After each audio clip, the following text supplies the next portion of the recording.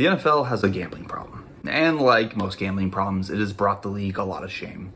Although it hasn't come with the typical money loss that a lot of gambling problems do come with. In fact, it's actually generated billions of dollars for them. So why would they be ashamed about that? Well, it's because the NFL has been extremely against sports betting for decades. But they somewhat spontaneously had a change of heart, and not only are they for sports betting now, they've actually partnered with a number of different sports betting agencies. To see how we got there, we have to go back 60 years ago to the 1964 Bribery Act, in which the NFL commissioner at the time, Pete Rozelle, gave public testimony about the league's stance against sports betting. And their position grew over time, to the point where Tony Romo was actually banned from a fantasy football convention that was held in a center connected to a casino.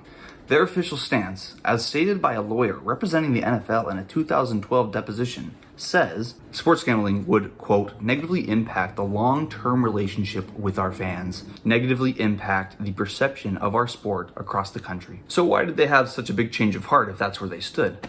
Well, obviously it all comes down to money. In 2014, NBA Commissioner Adam Silver expressed that the National Basketball Association would be interested in participating in sports betting, as he estimated that there was potentially $400 billion in underground sports betting. I'm sure some Roger Goodell-sized ears perked up to that number. Eventually, in April of 2021, the NFL made its first set of partnerships with sports betting agencies. And as a result, in 2022, they increased their revenue by $1.8 billion just from those partnerships. However, while the NFL is certainly happy to reap those financial benefits, they would prefer to be on the anti-gambling side of things, as it could potentially create a negative moral perception for them. But you just can't ignore that kind of money. However, the NFL concocted a plan that would keep the financial gain continuing to roll in while also reestablishing their anti-gambling image.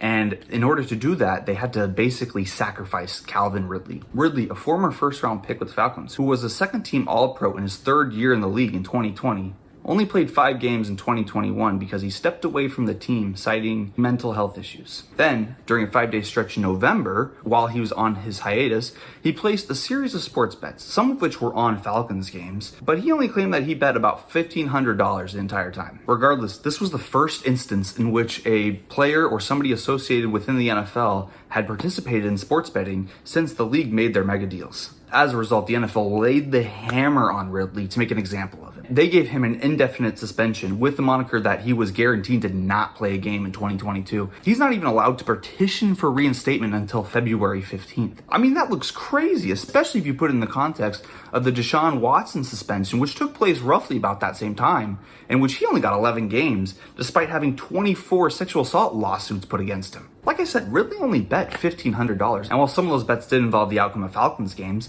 he obviously wasn't with the team at the time. He had no way of impacting the results of those games. He might as well have been betting on basketball games at that point, as there was no real influence that he could have had. But by giving Ridley such a huge punishment for his seemingly minor actions, they're giving the fans, the league, and everybody involved the perception that they're still very much anti-gambling. Or at the very least, they're trying to make it look that way. In reality, they're very happy to fill their pockets with the extra billions of dollars that they're profiting from this, all while they're feeling like they're doing the right thing.